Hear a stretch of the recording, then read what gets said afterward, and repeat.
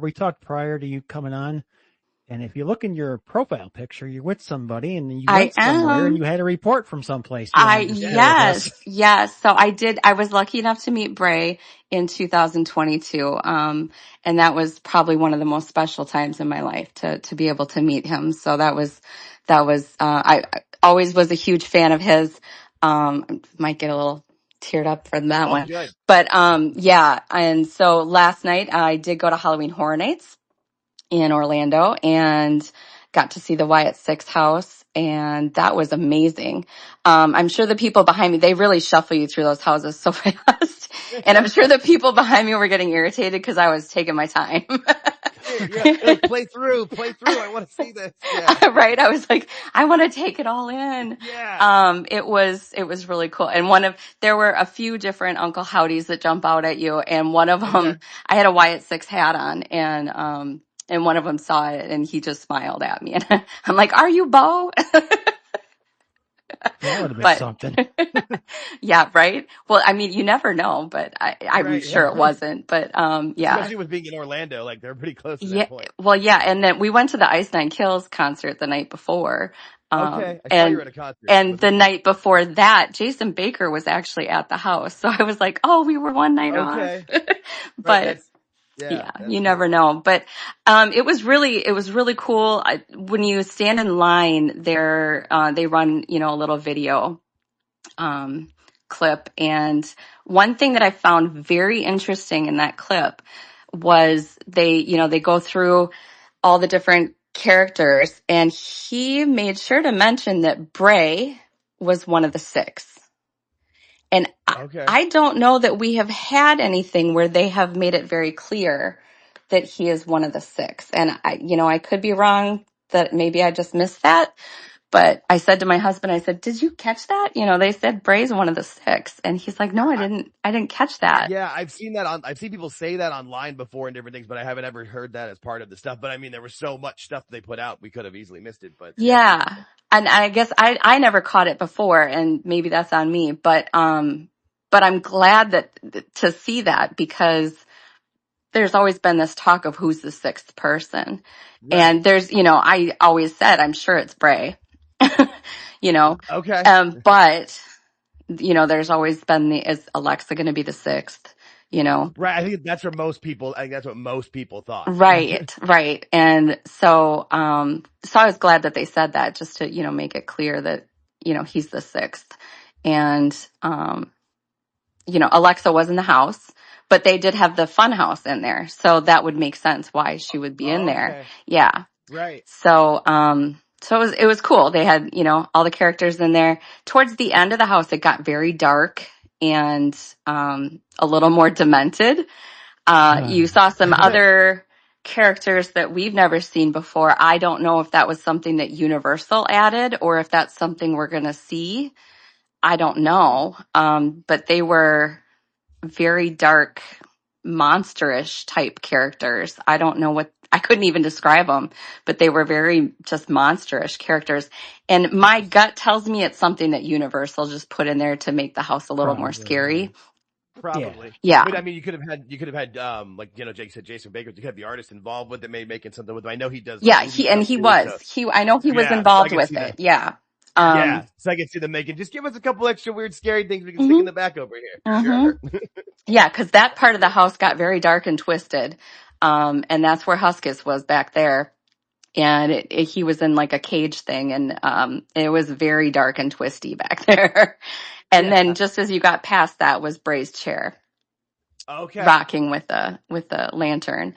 And it was very cool. Very cool. There was an area where it was just fireflies too. That was more towards the beginning, but that was really neat. Yeah. It just gave me chills going through the whole thing. Yeah. I was just going to ask you, got goosebumps. Oh yeah, absolutely. And I feel like it's something that would still be cool to somebody who doesn't know, but for the folks that know, and with how mainstream it is and how easily accessible that stuff is online, it could be, I'm sure it's a big, big draw for them. I mean, obviously, I was shocked when I saw that ad that WWE is that involved with something that major that they do every year with it. Yeah. I mean, well, I heard some people who said that they didn't even know, anything about it. And that went through the house and said that they really enjoyed it. So that was good to hear. That's cool. Yeah. And like, they said that was, like a really cool house to go through. And I don't know anything about it. And I was like, awesome. Yay. And I was like, and by the way, you should start watching wrestling. Right. I was just gonna say, especially like they had that like Alexa Bliss, like the lookalike. Like, yeah. On TV? Yeah, no, right? Yeah. And she was really cool looking too. Like she looked great. All the characters looked great. They did a wonderful job. And cool. How was the attendance? Was it widely very popular? Yeah, that house was just as busy as every other house. Cool. Okay. Yeah. Which is we had the express packet, the express pass. So oh, nice. Yeah. So that was nice. But, the wait times for, the regular was like 45, 55 minutes. I wouldn't say it wasn't the same as like the Jason Universe house or the Terrifier house. Sure. And I don't know why the Five Nights at Freddy's house was so long, because if you ask me, that was the most disappointing house. But those lines were like over 2 hours. Oh, wow. Yeah, we didn't wait that long, but yeah. Right, no, yeah, there's no way. It's just the fact that it's that. But those were insanely long. Yeah, but every other house was about 45, 55 minutes long. And that was it was in line with those for sure. That's cool. No, I was when you messaged me that this is where I was like, oh well, sweet, we have to talk about that. Yeah. I mean, it's just another one of those cool partnerships that you see, because WWE's gotten themselves pretty much everywhere anymore. It feels to me like it's more mainstream than it's ever been. As someone in my early 40s has been watching more of my life than I haven't. It's really like, my wife brought home drumsticks from the grocery store the other day, and there was Cody Rhodes on it. Like, oh, that's right, awesome. Cool. Yeah. Yeah. And she had no idea. She doesn't watch. She doesn't really care. She knows like adjacent because she hears me. I'm a loud person and she hears me in the house, but that's about it. Yeah. Yeah. And that's funny that that's one of the other things I was thinking about the other day too. And if I go on a tangent here for a second, just bear with me. That's what we're here for. Okay. Go on. So this is the IO psych part of me is, it's funny because that side of me understands some of the decisions that WWE makes as a business. Okay. And then the fan side of me struggles. Right. I could see that. Yeah. So I go back and forth. So this recent ESPN thing that everybody had a meltdown about, I completely understood it from a business standpoint of what they needed to do. And I tried to wrap my head around what could have made it better. And I think that if they would have just communicated how you can watch it better, it would, if they communicated the rollout better, I think that it would have been 20 times. I think we're still at a point where people are like, do I have to pay for the app? Do I not have to pay for the app? Because people don't understand if ESPN comes with their cable service, they don't know whether or not they're going to be able to see everything, or if they still have to pay for the app. And that's major confusing part of this whole thing. And it's a pretty important one. It is a very important one. And you don't want to wait until the day of and see, oh, I don't have it. I can't watch it. And I think that had they taken the time to just that one extra step. It's one of those things that gets worded through like too many people read it and adjusted it and edited it till it just didn't make enough sense. Yeah. And so like communication is just key here. And then on top of it, you have, their shows are on how many different streaming platforms right now. Yeah. A simple page on their website just of how can I watch the shows would, I think, do wonders for them. Or if you just wait and then update it. If you just waited like I did, ESPN just updated all their stuff on my TV. And I'm like, okay, I'm fine. Yeah. Yeah.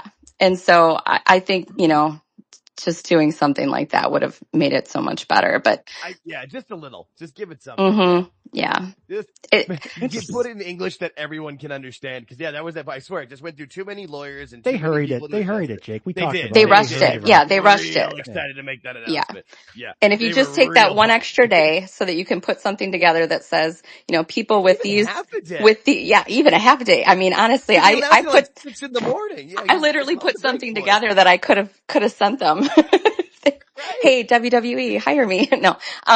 Seriously. Yeah, I could put something together for them in like, 20 minutes, that says 6 in the these, morning, just pump the brakes a little bit. Yeah. these cable services offer it as part of their package. These ones you have to buy the app.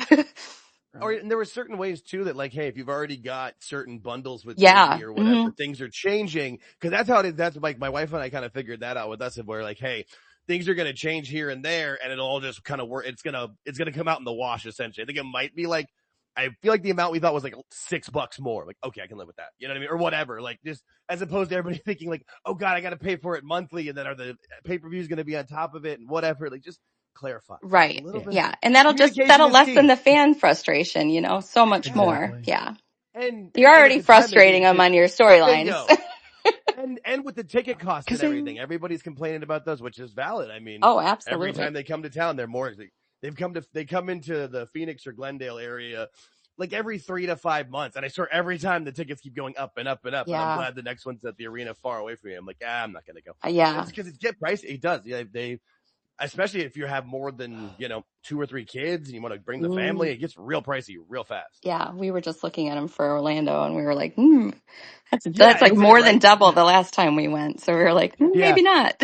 So the only trick that I know, that's the one that I've learned the last 2 times I've gone, what I've done, cause I was on the fence and I looked at the tickets like 2 to 3 hours before showtime. And they opened, once they had it set up, they opened up a couple more sections. And so I got lower level tickets for like $120. Oh, wow. Which wasn't bad. Yeah, but that's because I was on the side where you couldn't really see the Tron, but they were seats that opened up because after they had the stage set up. That's the only trick that so you're not 100, it's not 100% going to work if it's sold out or if they don't set it up differently, but they knew they could have the smaller stage and they weren't sure what they were going to open up. And yeah, cause everybody in my section of like 10 to 15 people, all of us had gotten our tickets that day. So they clearly had opened up then. That's the one trick I can give to people and try to help.